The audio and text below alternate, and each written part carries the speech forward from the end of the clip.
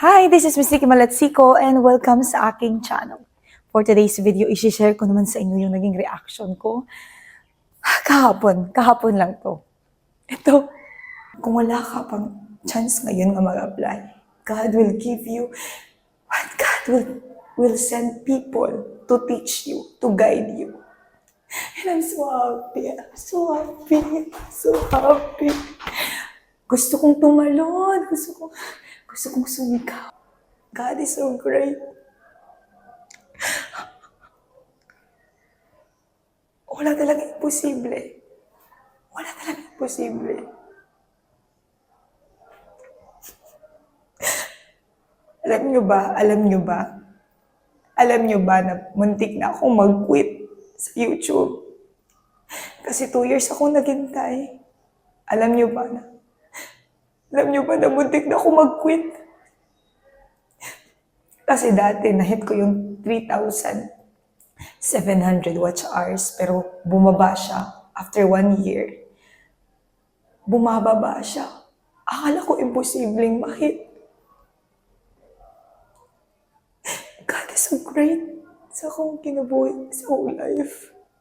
And I can tell you that, I can assure you that God will give you your desire in a perfect time. And when the time is right, the Lord will make it happen for you. If you're not, kung wala ka pang chance ngayon na mag-apply, God will give you what God will send people to teach you, to guide you. And I'm so happy. Kasi akala ko noon wala akong chance maging YouTuber. Akala ko noon wala akong chance mag-apply. But God give me this chance. Kaya I will give my best para sa pangarap na to. Hello guys! Guys, ang saya ko. Today is January 15, 2025. Today is January 15, 2025. Finally, after 2 years of waiting, I can now apply. Lord, thank you so much. Alam niyo guys, ang dami-dami kong pinagdaanan para lang ma-hit ang 4,000 watch hours na requirement ng YouTube. And today, finally, January 15, 2025. I'm so happy. Super. Lord, thank you so much, Lord. Thank you so much. Wala pa akong pang-suklay, wala pa akong pang-lipstick. Ang saya ko. Gusto kong sumigaw. Lord. Finally, makaka-apply na tayo. Makaka-apply na tayo sa YouTube. Answered prayer. I'm so happy. God is great. God is good. And dito ko talaga napapatunayan na when the time is right, God will make it happen para sa atin. I'm so happy. Lord, thank you so much, Lord. Thank you, Lord. I'm so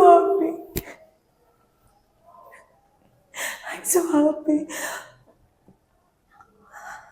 Tama talaga yung sinabi ni Lord na kung alam mo kung paano maghintay, kung alam mo na ibibigay talaga yun ni Lord sa'yo. Basta maghintay ka lang at gawin mo ang pinaka-the best mo. Gumawa ka ng paraan and God will help you. I'm so happy talaga. I've started my YouTube channel year 2022. And that time, hindi ko talaga alam kung ano yung gawin ko. Hindi ko alam kung paano ako magsimula. Until God send me people para gawin kung ano ba yung dapat kong... Hindi ako makapaniwala. Thank you so much, Lord. Thank you so much, Lord. Thank you so much, Lord. It's 4 p.m. It's 4 p.m. God is so great. God is so good. Sa akong pinabuhi in my life. Thank you, Lord Jesus. Thank you, Jesus. By the way, kagabi pa lang ako nag-apply sa aking YouTube monetization. At by God's grace, natanggap tayo. Sa wakas, alam niyo ba, 2 years akong nag-antay para lang matanggap ako sa YouTube. And I almost quit. Last year, na-hit ko ang 3,300 watch hours. At after nun, nagkaroon ako ng discouragement sa self ko. Sabi ko, hindi na ako magpapatuloy. Kasi ang hirap naman. Paano ko pupunuin yung 4,000 watch hours? Nawalan ako ng time, hindi na naging kasali sa priority ko, or hindi naging priority ko yung paggawa ng content na i-upload dito sa YouTube. Until may isang tao na nag-encourage sa akin to continue. And doon ko nalaman na God is really good talaga. Kung alam ni Lord yung desire ng heart mo, God will find ways talaga para matulungan ka. And meron akong tips na ibibigay sa inyo. Ang 2 tips na ginawa ko para makapagpatuloy ako sa aking YouTube at para makamit ko rin yung 4,000 watch hours na gusto kong punuin para makapag-apply.